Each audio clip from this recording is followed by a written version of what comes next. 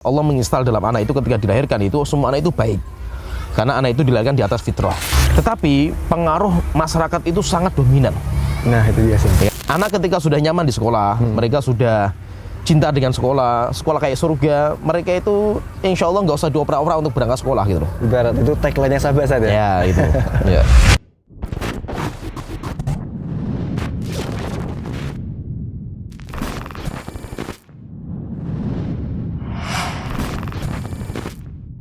Bismillah, Assalamualaikum warahmatullahi wabarakatuh. Alhamdulillah kita masih bisa berjumpa kembali di program kesayangan kita di Nida Podcast. Dan masih bersama saya Bino Herdian dan tentunya masih bersama guru kami tercinta juga ada Ustadz Abul Abbas Tobroni. Assalamualaikum Ustadz. Waalaikumsalam warahmatullahi wabarakatuh. Alhamdulillah kita masih bisa bertemu kembali Ustadz ya. Ya, alhamdulillah. Dan alhamdulillah kita lokasi selalu berpindah-pindah ya, di outdoor. Dan kali ini kita berada di PKBM Nida Salam atau lebih dikenalnya dengan SD Sabah Al-Madinah Ustadz ya. Sabah Al-Madinah. Dan ini adalah di bawah asuhan guru kita juga Ustadz Abul Abbas Tobroni. Ustadz, sebelum kita ke tema Ustadz ya. Nah, kita kan dengan edisi parenting Ustadz ya, serial parenting. Nah, sebelum kita masuk ke tema, nah ini kan Sabah ini kan sekolah pertama dengan konsep pendidikan fitrah di Pekalongan Ustadz ya. Nah, ini bagaimana Ustadz dengan konsep yang diterapkan di sekolah ini Ustadz? Jadi Sabah itu singkatan dari Sekolah Akil Balik. Ya. Jadi itu brand kita. Jadi itu goal kita di situ. Jadi kita nyiapkan anak-anak kita itu kalau mereka sudah balik secara fisik itu, maka mereka itu harus akil secara kedewasaan. Akil secara kedewasaan. Jadi akil itu namanya akil balik. Yaitu kalau sudah balik dia itu harus akil. Akil itu dewasa, dia bisa mandiri, dia sudah bisa berpikir. Nah, itu namanya akil. Jadi kita mau menyiapkan ke situ, sekolah akil balik. Nah, Sabah pun itu diambil dari sebuah negeri. Oh iya, dinamakan negeri Sabah, baldatun thayyibatun wa rabbun ghafur, sebuah negeri yang sangat indah seperti surga gitu. Nah, kenapa kok kita ambil Sabah itu untuk negeri itu? Karena pendidikan itu yang paling penting, bagaimana anak itu bisa merasa sekolah itu kayak surga gitu. Masya Allah. Lebih enak di sekolah daripada di rumah sendiri lah itu. Iya. Itu memang tahapan kita harus seperti itu. Anak ketika sudah nyaman di sekolah, mereka sudah cinta dengan sekolah kayak surga, mereka itu insya Allah nggak usah dioper-oper untuk berangkat sekolah gitu loh. Ibarat itu tagline-nya sahabat saja. Ya itu. Ya. Masya Allah. Ustadz, nah ini kan masih ada program pembangunan Ustadz ya. Ya. Nah ini bagaimana cara Ustadz? Misalkan untuk para donatur yang ingin istilahnya berkecimpung atau membantu dengan pembangunan Sabah ini Ustadz. Ya. Ini kita lagi membangun yang lokal, yang permanen. Karena ini bangunan kan sederhana ini. Belakang kita itu bangunan masih gazebo. Tetapi kita akan bangun bangunan permanen, insya Allah lengkap, membutuhkan dana yang cukup lumayan besar, sekitar 8 miliar. Mungkin bagi kaum muslimin yang ingin membantu silahkan gabung bersama kita di Yayasan Nida Salam langsung. Nah, Masya Allah, untuk bisa langsung membantu ya, silakan langsung bisa ke Yayasan Nida Salam. Nah, jadi dibuka lagi pendaftaran kapan Ustadz untuk ajaran tahun insya Allah. Insya Allah ya, Masya Allah. Nah, kita membahas dengan tulisan Ustadz yang kemarin Ustadz ya, karena menarik juga pengaruh lingkungan ini Ustadz ya. Pengaruh lingkungan dan dampaknya untuk perkembangan anak Ustadz. Nah, ini yang dimaksud bagaimana Ustadz? Cenderung kan lingkungan yang baik akan membentuk karakter si anak itu insya Allah menjadi baik Ustadz ya. Begitu juga sebaliknya Ustadz ya. Dengan lingkungan yang buruk membentuk karakter juga anak yang menjadi buruk. Itu tuh memang seperti itu atau memang terkandung dari si anak tersebut Ustadz, atau bagaimana menurut Ustadz ini? Karena saya tertarik juga dengan tulisan kemarin Ustadz. Masya Allah. Jadi lingkungan itu sangat mempengaruhi karakter anak. Walaupun memang kita yakini bahwa anak itu lahir di atas fitrah, anak itu sudah baik. Tetapi kebaikan anak itu yang memang sudah diinstal sama Allah Ta'ala. Allah menginstal dalam anak itu ketika dilahirkan itu semua anak itu baik Karena anak itu dilahirkan di atas fitrah. Ma min mauludin illa yuladu al fitrah. Tidak ada anak yang dilahirkan kecuali di atas fitrah mereka itu. Fitrah itu Islam, berarti baik anak itu. Tetapi pengaruh masyarakat itu sangat dominan. Nah, itu biasa. Ya kan? Bahkan yang kalau kita membaca hadisnya itu fa'abawahu yuhawidanihi. Orang tuanya lah yang merusak fitrah itu gitu. Berarti apa? Fitrah itu bisa dirusak dari pengaruh luar. Lah yang pertama kali yang paling kuat mempengaruhi fitrahnya anak itu orang tua. Berarti apa? Lingkungan keluarga itu sangat kuat sekali. Kemudian yang kedua setelah lingkungan keluarga ya lingkungan masyarakat. Terutama memang lingkungan keluarga saat ya. Yang paling utama itu keluarga dulu. Kebanyakan yang merusak fitrahnya anak itu orang tua. Itu Rasulullah mengatakan fa'abawahu yuhawidanihi. Orang tua yang menjadikan anak itu sebagai Yahudi, Nasrani, Majusi. Berarti apa? Orang tua yang merubah. Dengan perubahan dahsyat itu orang tuanya kan itu. Sedangkan anak itu ketika fitrahnya itu dijaga, kan kewajiban kita itu kan menjaga fitrah.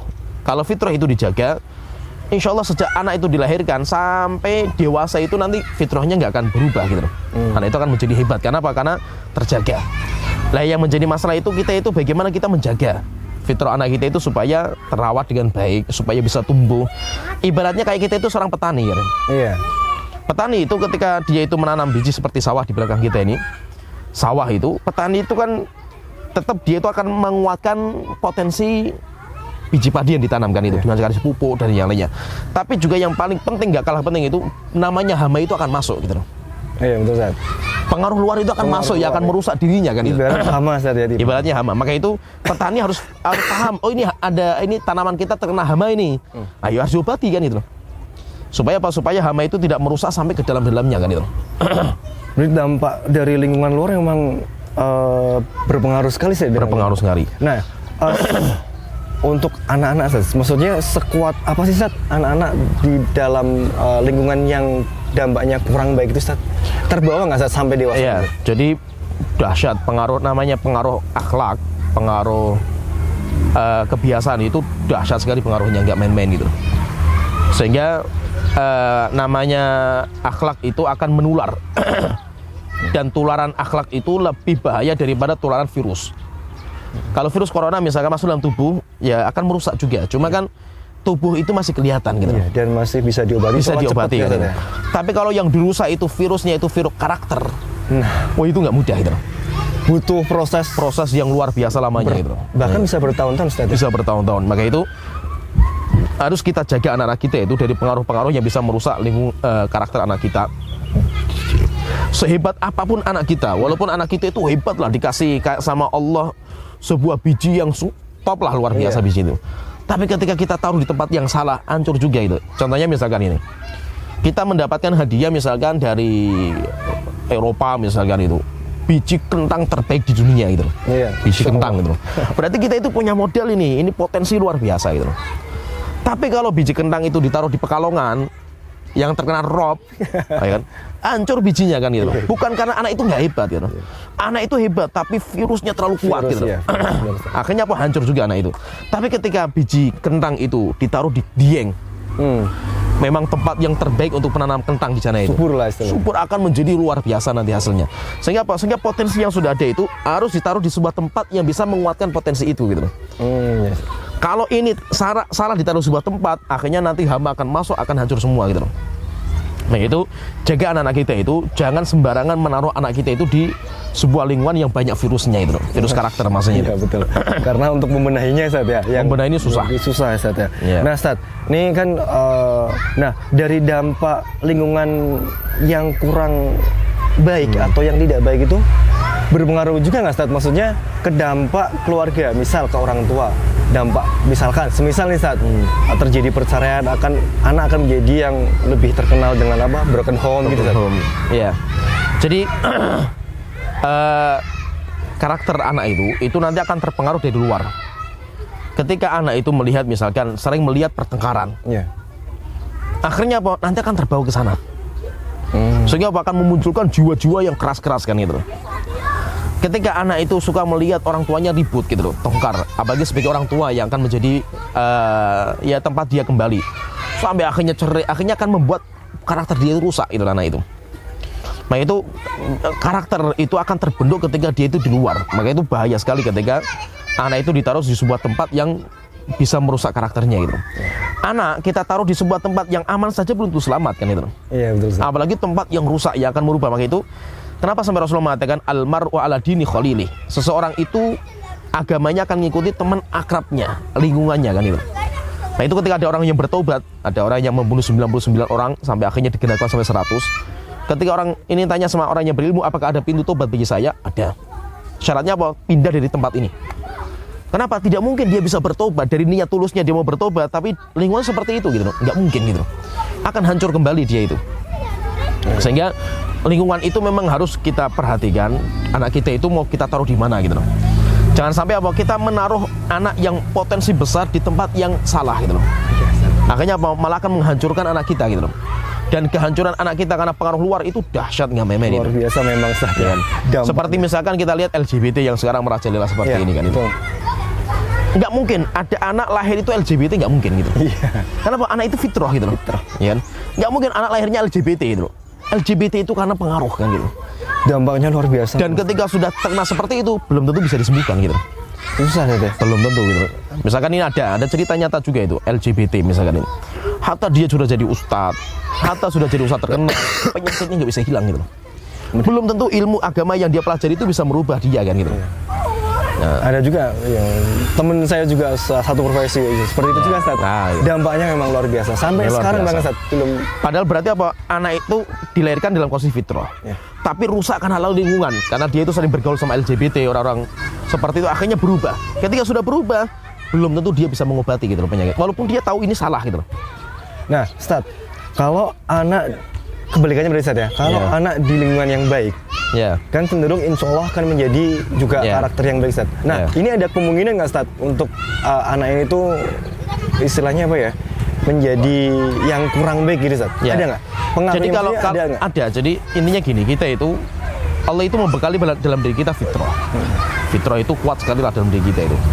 Tapi pengaruh luar itu kuat sekali, nggak mudah gitu. Kita ada syaitan yang akan mempengaruhi kita itu. Kita punya keluarga, orang tua, kita juga punya teman-teman, kita juga punya masyarakat, kita juga punya banyak segudang masalah gitu. Sehingga walaupun kita sudah berjuang maksimal mungkin lah anak kita taruh di sebuah keluarga yang baik, tapi anak kita akan keluar gitu. Melihat masyarakat dan apa yang dia lihat itu susah anak itu untuk menghilangkan gitu. Contohnya misalkan gini ya, walaupun kita sudah ajari anak kita, nak, ngerokok itu nggak baik. Sampai tulisan-tulisan terpapang di mana-mana kan. Sampai di rokok pun rokok membunuhmu kan gitu. Betul. Edukasinya sudah sekuat apa kan itu. Tapi mata anak ketika melihat orang banyak rokok dan rasanya asyik gitu loh. Orang itu menikmati dengan rokoknya dan itu dilihat sama matanya anak kita gitu loh. Belum tentu anak kita itu nggak jatuh di situ kan itu. Ya kan? Kenapa? Karena yang dilihat itu lebih asyik daripada yang didengar kan gitu. Dari keadaan edukasi yang disampaikan selama ini kan itu.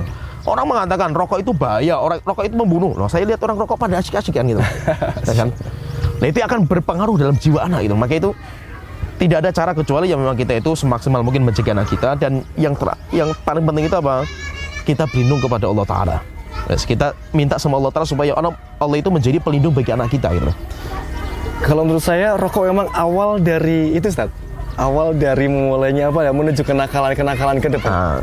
Jadi bisa jadi langsung rokok, coba lagi apalah nanti minuman keras, bahkan bisa sampai ke narkoba gitu. Ya, jadi namanya syaiton. Syaiton itu nggak akan sukses untuk menyesatkan kita di tingkatan bawah gitu loh. Betul sekali. Ya, bawah itu hanya satu tangga untuk naik ke tangga berikutnya. Untuk naik ke tangga berikutnya sampai akhirnya kita nanti di puncak dosa dan maksiat kan itu. Dan itu akan terus seperti itu. Makanya itu apa? Anak itu butuh orang tua gitu loh, yang terus membersamai. Bukan orang tua yang memaksa anak, bukan. Orang tua yang membersamai, yang menjaga gitu, merawat gitu loh.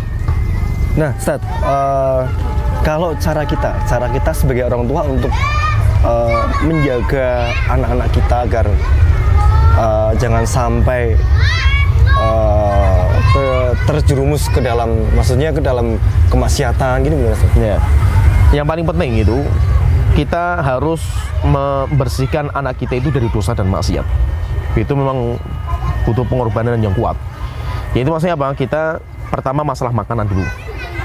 Jangan sampai masuk dalam mulut anak kita itu makanan yang haram. Demikian juga masalah pakaian, nutrisi. Demikian juga rumah kita harus kita bersihkan dari dosa dan maksiat dulu itu. Kenapa? Karena pengaruh dosa yang dikerjakan sama orang tua kepada anak itu luar biasa, dahsyat, nggak main-main itu. Sehingga apa? Sehingga orang tua itu harus sadar bahwasanya anak ini itu adalah aset terbesar yang dia miliki gitu loh. Harus dijaga dengan baik-baiknya itu. Sehingga apa? Jangan sampai masuk sesuatu yang haram dalam keluarganya gitu loh. Itu model yang paling penting sebenarnya itu dulu. Kemudian setelah itu baru kita berjuang untuk mendidik anak atau menjaga fitrahnya anak. Bukan berarti anak itu nggak punya dosa gitu loh. Kita nggak akan mencetak anak yang nggak punya dosa gitu loh. Kita nggak punya harapan juga anak kita itu bersih dari dosa gitu, nggak mungkin gitu. Tapi yang perlu kita didik untuk anak kita itu apa? Anak kita itu kita harapkan menjadi orang yang segera bertobat kalau dia itu punya dosa gitu. Anak kita jatuh misalkan dalam kesalahan karena dia di sekolah atau mungkin di masyarakat, tapi ketika pulang kita itu anjurkan atau kita itu bawa anak kita itu bertobat kepada Allah Ta'ala gitu. Dan kita bangga dengan anak seperti itu daripada apa? Anak yang berbuat dosa tapi nggak berani mengakui. Iya, betul. Ya, berbuat dosa di luar, masuk ke rumah kayak malaikat gitu. Sehingga orang tuanya terpesona dengan keindahan, tapi di luar rumahnya orang tuanya nggak tahu bagaimana dia kan gitu. Kenapa? Karena kita pengennya orang tua itu apa? Anak kita itu bersih dari dosa dan itu nggak mungkin gitu. Iya, betul, nggak mungkin juga. Nggak mungkin. Maka akhirnya apa? Ya anak itu colong-colongan nanti berbuat dosa lah. Kita nggak pengen kayak gitu. Kita pengennya itu anak jujur. Nak, kamu tadi berbuat apa di sekolah? Misalkan anak cerita, bisa ya tadi berbuat ini, nggak ada masalah nak. Gitu. Yang penting kamu bertobat kepada Allah Ta'ala kan gitu.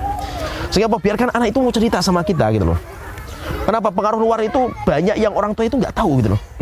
Ya kan? Ketika anak sudah di luar, apalagi anak sudah kumpul sama orang tetangga, anak-anak tetangga, apalagi sudah punya teman banyak, wes kita nggak tahu lagi gitu loh. Betul sekali, Ustaz. Ya kan? Nah, Ustaz, semisal ada pertanyaan gini, Ustaz. Masalah tadi, masalah makanan yang masuk ke anak-anak kita. Nah, mungkin orang tua kan pernah hilaf, Ustaz ya, dengan cara yang mungkin pernah melakukan dengan cara yang haram. Nah, setelah orang tua itu bertaubat, Ustaz, bagaimana, Ustaz? Ya, bertaubat. Setelah itu dia harus bersihkan juga keluarganya itu dari dosa dan maksiat. Setelah itu apa? Ya banyak bertobat, wes. Banyak bertobat, banyak istighfar, banyak meminta kepada Allah Ta'ala supaya anak kita itu dijauhkan dari itu gitu. Apakah nanti itu bisa maksimal? Ya kita nggak tahu. Kita serahkan urusannya kepada Allah Ta'ala gitu. Jadi intinya gini, masalah pendidikan itu yang kita mampu itu hanya ikhtiar, usaha. Hasilnya kita serahkan kepada Allah Ta'ala. Nah, nggak ada masalah lah anak kita itu, misalkan kita dulu pernah jatuh lah dalam masalah, namanya kita kan gitu. Iya. Tapi minimal selanjutnya itu jangan sampai berulang lagi gitu loh. Jangan jatuh dulu banyak sama lagi, Ustaz ya. Masya Allah. Pembahasan yang sangat singkat, padat, dan tentunya obrolan berfaedah, obrolan bermanfaat bagi kita semua sebagai orang tua di serial kajian parenting ataupun di serial pendidikan fitrah, Ustaz ya, insya Allah kita bertemu kembali, Ustaz, di pekan berikutnya. Dan terima kasih juga untuk Ustaz Jazakallah Khair sudah menyempatkan waktunya lagi untuk bisa memberi edukasi kepada kita semua yang sudah menonton program acara ini. Dan jangan lupa untuk di subscribe di channel YouTube kami di Nida Podcast. Ustaz, sekali lagi terima kasih. Jazakallah Khair. Kita akhiri untuk hari ini, Ustaz. Akhirul kalam, assalamualaikum warahmatullahi wabarakatuh. Waalaikumsalam warahmatullahi wabarakatuh.